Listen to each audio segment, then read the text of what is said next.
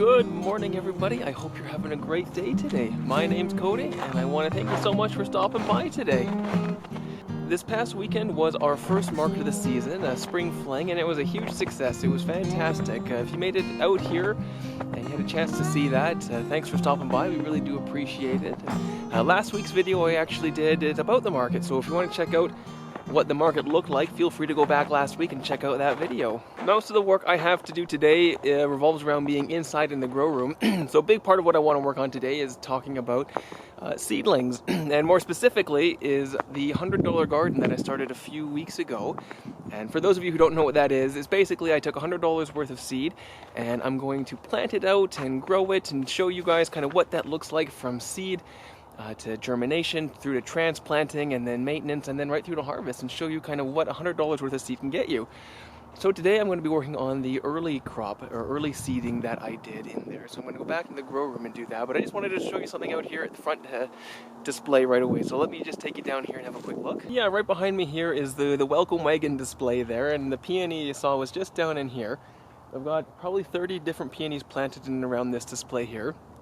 They're all just starting to wake up now, so it'll be a little while yet before they come into their true bloom here. But anyway, I just wanted to show you that we're getting into spring. It's a lot slower than most places, but we are getting there. Now we're going to head back into the grow room and deal with our seedlings there. So I made a couple of mistakes with these guys, namely not enough light when they were starting to germinate, and the biggest problem that's going to give you is something that's referred to as legginess, and I'll show you what that looks like. But essentially the seed is stretching for light, so you end up with a really long leggy stem, and it makes for a really tipsy-toppy plant, so they're not very sturdy.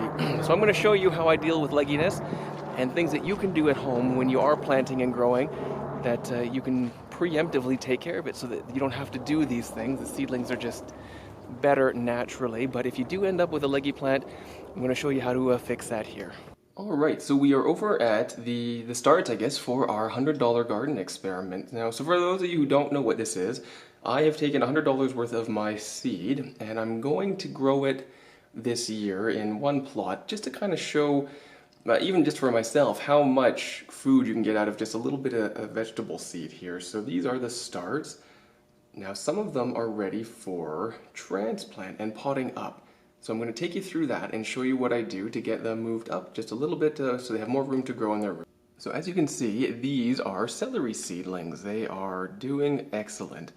They did get a little bit leggy, so I'm going to go over how I deal with that. It was a little bit of a mistake. I had them germinate and then I didn't put them close enough under light. So they get leggy, which means they get a little bit taller than they should.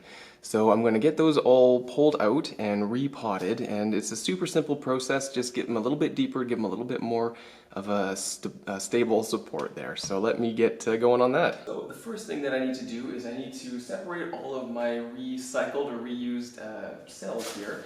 So I just keep these from plants that I use year over year. You know, I think I picked these up from like a hardware store, and they were full of flowers. And so anyway, I save those and I reuse them every spring to help me with potting up my plants and stuff like that. So all I'm going to do is put these into these watering trays and fill them up with soil, and then I'll take you through how I separate out the seedlings there to get them potted up a little bit here. So let me get these trays filled up here, and then we'll keep going.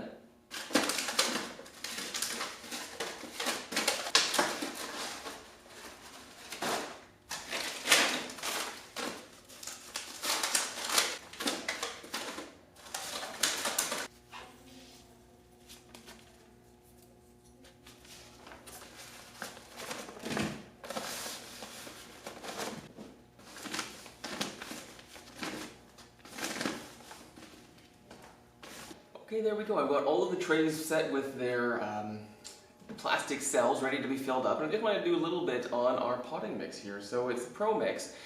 It's a mix of peat moss, vermiculite, what else is there? The mycorrhizia, and a few other ingredients. But anyway, it's really important to make sure you pick a really good seed starting soil mix or soilless mix, I guess, rather, for your plants. This stuff is nice and light and fluffy. It retains enough moisture so the plants aren't going to dehydrate, but it also doesn't hold on to the water so much that the plants are going to rot in there. So always be careful when you're doing small seedlings and transplants and stuff like that, that you have a really good starter mix here.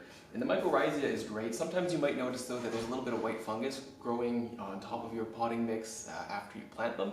That's perfectly fine. That's just the mycorrhiza fungus in there fruiting or growing its roots in there. So it's completely normal if this stuff you see start to grow some white mold, mold-looking stuff on there. But anywho, let's get these trays. Okay, so to keep things from getting too messy, I'm going to place the trays inside a large bin here. So any of the spillage is just going to go back into the bin, and I'm not going to get everything all over the floor here. So try to keep it nice and tidy.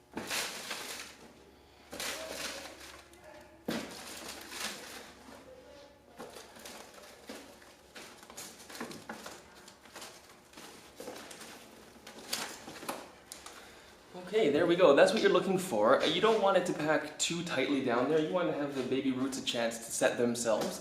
So I'm not going to pack it in tightly right now. Once we get water on there too, that's going to help settle the soil around the roots. So yeah, I'll just do that. I've got a few more trays here to fill up. So now that we've got all the extra trays filled with soil, what we need to do is we need to pull out all of these little seedlings. Now what I was talking about earlier about legginess, this is a good example. So in this tray here, there are two seedlings. This one is rather leggy. So you see this bottom bit here, that is the plant desperately searching for light. So it puts on a lot more growth on the bottom to try to get higher to light.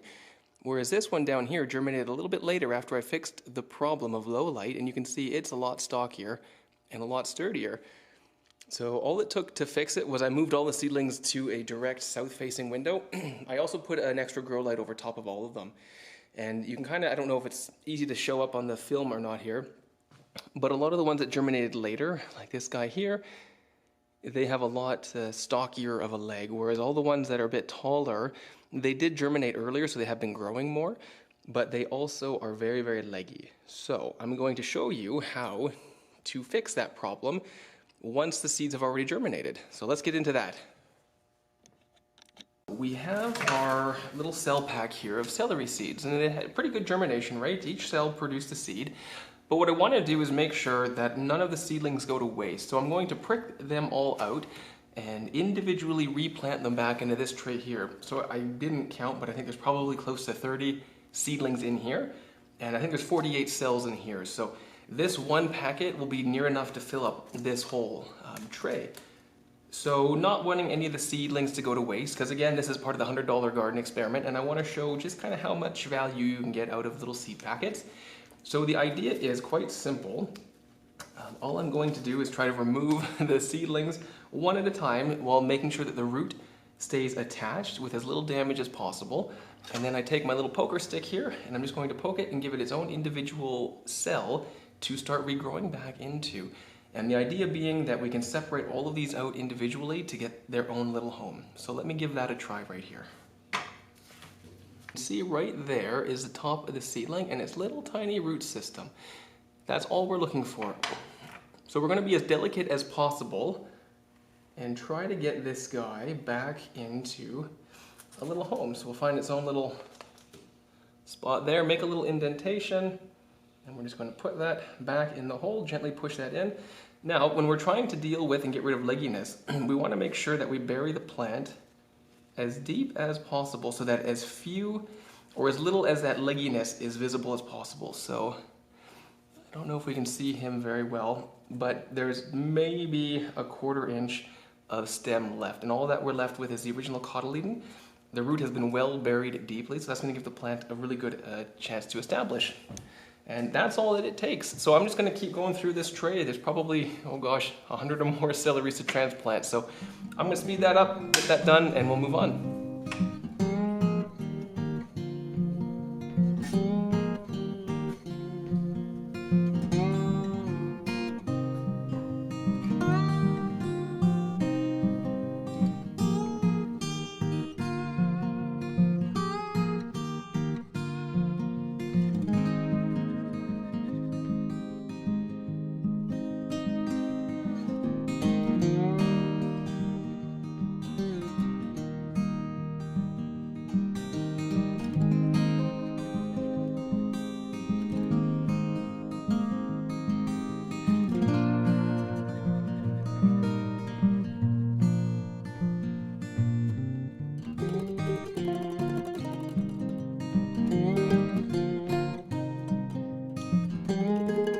Okay, there we go. We have our first 3x3, so 9-cell tray is plucked, and I've replanted all the little celery seedlings into here. So out of this one 9x9, I was able to get 30 seedlings, and now that they are all separated into their own individual cells, they don't have any competition from the other seedlings.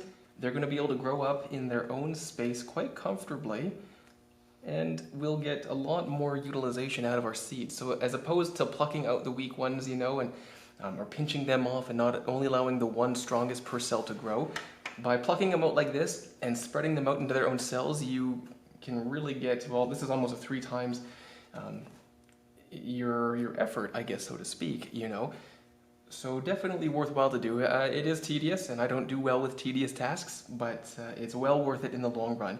The other added bonus, too, of this process is that you're able to eliminate any of the legginess that might have developed when you seeded your seedlings. So anything to do with a lack of light, you're able just to bury the seedling a little bit deeper and get a much stockier plant, which is healthier in the plant in the long run.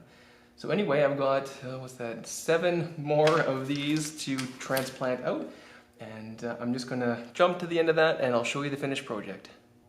Okay, there we go. We have all of the celery has been pricked out and separated into their own individual trays. Out of that one flat, we were able to get 325 individual celery plants.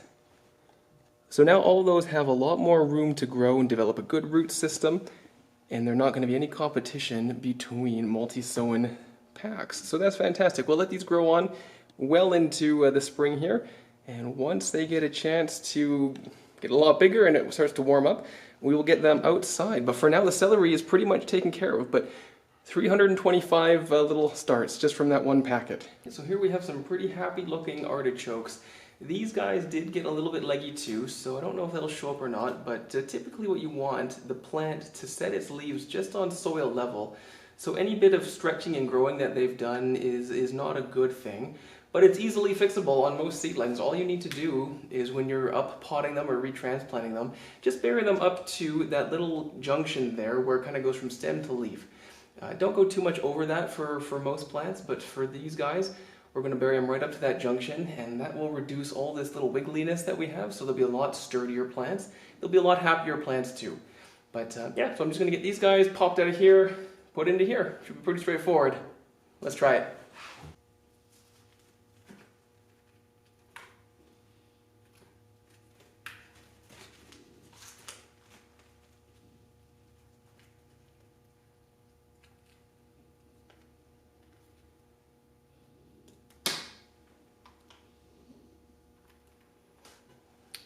There we go, a really great little root system on that guy, but what we're looking for is we want to plant them up to there. So all of this was exposed, about 1 inch of extra stem. I'm just going to bury that in here and we'll alleviate that whole problem of it being a little bit too leggy. So let's get that back in here.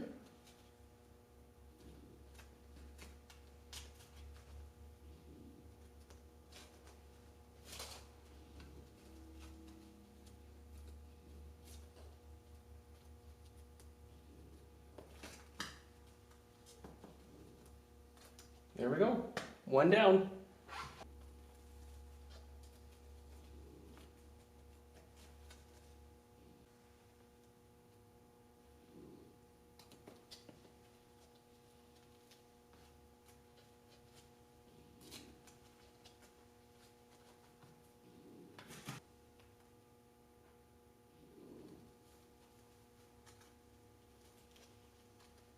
Okay, there we go. So I just got the artichokes transplanted into their larger cells, so they'll be able to grow up there now for quite some time until I have to worry about moving them up again.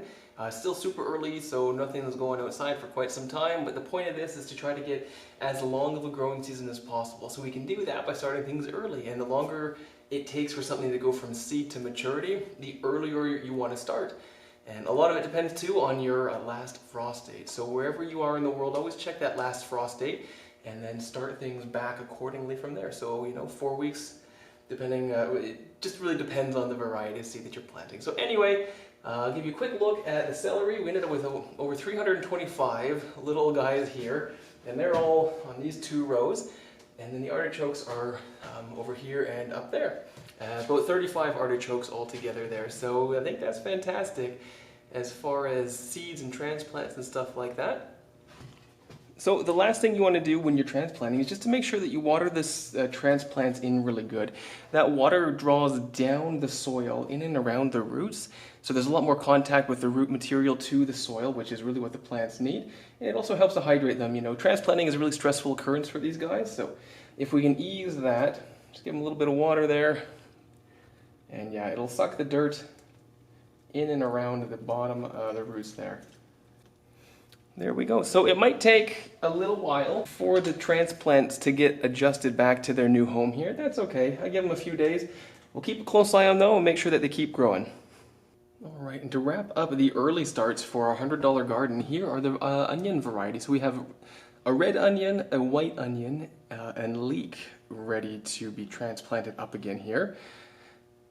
There we go. Those back cells are the ones we took the artichokes out of, and then over here we have our fennel. So those will need to be up potted here too. But just a little look at what we've done with the $100 garden so far. Okay there everyone, I'm going to leave it there for today. It's been a great day and I want to thank you so much for following along with me.